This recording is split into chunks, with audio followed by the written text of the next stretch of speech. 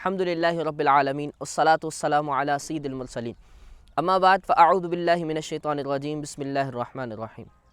جمعہ کا دن بڑی ہی برکتوں اور عظمتوں والا دن ہے۔ یہ وہ دن ہے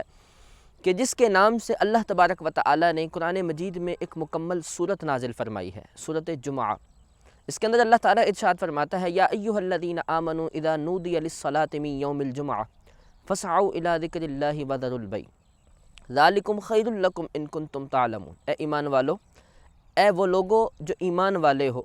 جب اللہ عز و جل کے گھر سے نماز جمعہ کے لیے ندا دی جائے تو اللہ عز و جل کے ذکر کی طرف تیزی سے دوڑتے ہوئے جاؤ اور اپنی بے، اپنے معاملات سب کچھ چھوڑ دو، یہ تمہارے لیے بہت بہتر ہے اگر تم جانتے ہو۔ فَإِذَا قُضِيَتِ الصَّلَاةُ، پھر جب نماز جمعہ مکمل ہو جائے تو فَانْتَشِرُوا فِي الْأَرْضِ، زمین میں پھیل جاؤ، وَابْتَغُوا مِن فَضْلِ اللَّهِ، اللہ کے فضل کو، رزق کو تلاش کرو۔ قرآن مجید فرقان حمید میں جمعۃ المبارک کی فضیلت کو بیان کیا گیا، اور نبی پاک صلی اللہ تعالیٰ علیہ وآلہ وسلم نے جو پہلا جمعہ ادا فرمایا، کہا جاتا ہے آقا کریم صلی اللہ تعالیٰ علیہ وآلہ وسلم جب ہجرت کر کے مدینہ منورہ تشریف لے جا رہے تھے تو مقام قباء کے اندر آپ نے 12 ربیع الاول دوشنبہ یعنی پیر کے روز قیام فرمایا، تقریباً 4 دن یہاں قیام فرمایا اور یہاں ایک مسجد کی بنیاد رکھی جسے آج بھی مسجد قباء کہا جاتا ہے، اور مدینہ طیبہ کے قریب یہ مسجد موجود ہے۔ 4 دن بعد جمعے کے دن پیارے آقا صلی اللہ تعالیٰ علیہ وآلہ وسلم نے یہاں سے اپنا سفر آگے کی طرف شروع کر دیا، یعنی مدینہ طیبہ کی طرف، اور جب قبیلہ بنو سالم کے پاس سے گزرے تو قبیلہ بنو سالم کے پاس نماز جمعہ کا وقت ہوا، ظہر کا وقت ہوا، اللہ تعالیٰ کی طرف سے وحی نازل ہوئی، نماز جمعہ فرض کی گئی، تو یہ وہ مقام تھا کہ جہاں اسلام میں پہلی مرتبہ جمعہ ادا کیا گیا۔ آج بھی کریم آقا صلی اللہ تعالیٰ علیہ وآلہ وسلم نے وہاں جو مسجد کی بنیاد رکھی تھی، مسجد جمعہ، آج بھی موجود ہے، بڑی خوبصورت مسجد بنی ہے۔ اللہ تعالیٰ آپ کو، مجھے سبھی کو زائر مدینہ بنائے تو انشاءاللہ جا کر وہ مسجد ضرور دیکھیں گے جہاں ہم پر پہلی مرتبہ اسلام میں جمعہ فرض ہوا۔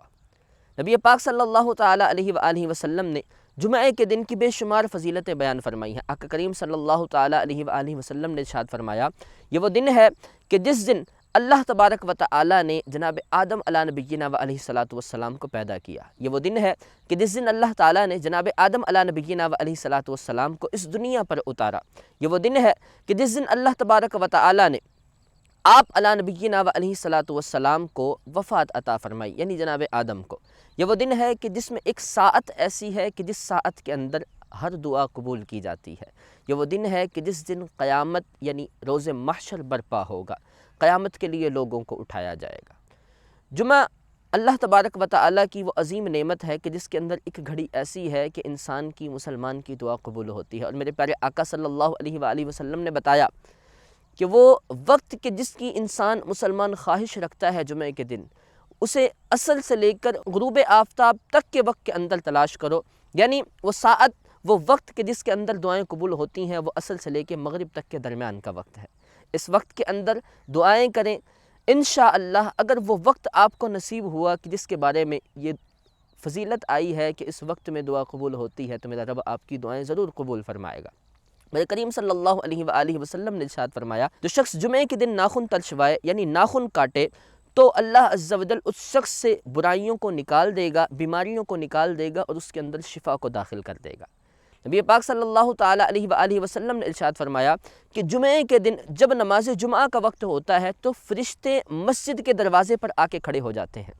اور نماز جمعہ کی طرف آنے والے ایک ایک شخص کا نام لکھتے ہیں دفتروں پر، یعنی رجسٹرز پر نام لکھتے ہیں، اور وہ لکھتے ہیں ساتھ ان کا ثواب بھی لکھتے ہیں۔ وہ لکھتے ہیں کہ جو شخص سب سے پہلے مسجد کے اندر آتا ہے اس کا ثواب ایسا ہوتا ہے جیسا کہ اس شخص کو اتنا ثواب ملتا ہے جو اللہ کی بارگاہ کے اندر ایک پورا اونٹ صدقہ کرتا ہے، ایسے ہی نماز جمعہ کی طرف سب سے پہلے آنے والے شخص کو ثواب ملتا ہے۔ اس کے بعد جو شخص آتا ہے اسے اتنا ثواب ملتا ہے جتنا ایک گائے صدقہ کرنے والے کو ثواب ملتا ہے، پھر اس کے بعد ایک دمبا صدقہ کرنے والا، اس کے بعد ایک مرغی صدقہ کرنے والا، اور اس کے بعد ایک انڈا صدقہ کرنے والا شخص، اسے جتنا ثواب ملتا ہے اتنا اس جمعہ کی طرف آنے والے کو ثواب ملتا ہے۔ امام غزالی رحمۃ اللہ تعالیٰ علیہ نے ایک بڑی پیاری حکایت لکھی۔ آپ فرماتے ہیں کہ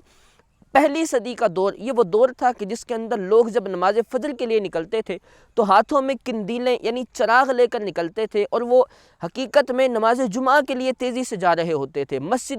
مسجدوں کی طرف جانے والے رستے لوگوں سے بھرے نظر آتے تھے، بازار بھرے نظر آتے تھے، یعنی پتہ چلتا تھا یہ واقعی سید الایام ہے، یہ دنوں کا سردار ہے۔ لوگ فجر سے پہلے ہی نماز جمعہ کی تیاری کر کے مسجد کی طرف چلے جایا کرتے تھے۔ اور آپ نے لکھا کہ اسلام کے اندر وہ پہلی چیز کہ جو بدعت سیئہ کے طور پر ایجاد ہوئی، یعنی لوگوں نے نیک اعمالوں سے برے اعمال کی طرف آنے میں سب سے پہلے جس میں سستی کی ہے، جس میں کاہلی کی ہے، وہ جمعے کی طرف دیر سے جانا ہے۔ آج دیکھا جاتا ہے کہ نماز جمعہ کے لیے امام صاحب خطبے کے لیے کھڑے ہو جاتے ہیں تو اس کے بعد بھی لوگ آ رہے ہوتے ہیں، اور نماز جمعہ کی اذان کے بعد جو اللہ تبارک و تعالیٰ کی گھر کی طرف سعی نہ کرے تو وہ سخت گناہ گار شخص ہے، وہ گناہوں کا مرتکب ہوتا ہے۔ نبی پاک صلی اللہ تعالیٰ علیہ وآلہ وسلم کی حدیث پاک ہے کہ الجمعۃ حج الفقراء، اور ایک اور حدیث پاک میں الجمعۃ حج المساکین، جمعہ مسکینوں کا حج ہے، جمعہ غریبوں کا حج ہے۔ اور ایسا ہی ہے ایک اور حدیث پاک میں میرے کریم آقا صلی اللہ علیہ وآلہ وسلم نے ارشاد فرمایا کہ جمعے کے دن کے اندر مسلمان کے لیے ایک حج اور ایک عمرہ ہے۔ حج یہ ہے کہ مسلمان نماز جمعہ کی طرف جلدی جائے تو یہ اس کے لیے ایسے ہے جیسے اسے حج کا ثواب ملتا ہے، اور نماز جمعہ کے بعد نماز عصر تک کے لیے انتظار کرنا یہ اس کے لیے عمرے کے برابر ثواب ہے۔ اللہ تعالیٰ آپ کو مجھے جمعے کے لیے خصوصی اہتمام کرنے کی توفیق عطا فرمائے، اور خاص طور پر جمعے کے دن امامے باندھنے کے بارے میں میرے کریم آقا صلی اللہ علیہ وآلہ وسلم نے ارشاد فرمایا جو شخص جمعے کے دن امامہ باندھے تو اس پر فرشتے درود پڑھتے ہیں۔ اللہ تعالیٰ آپ کو مجھے جمعے کی برکتیں عطا فرمائے اور جمعے کے لیے خصوصی اہتمام کر کے نماز جمعہ پڑھنے کی توفیق عطا فرمائے۔ السلام علیکم ورحمۃ اللہ وبرکاتہ۔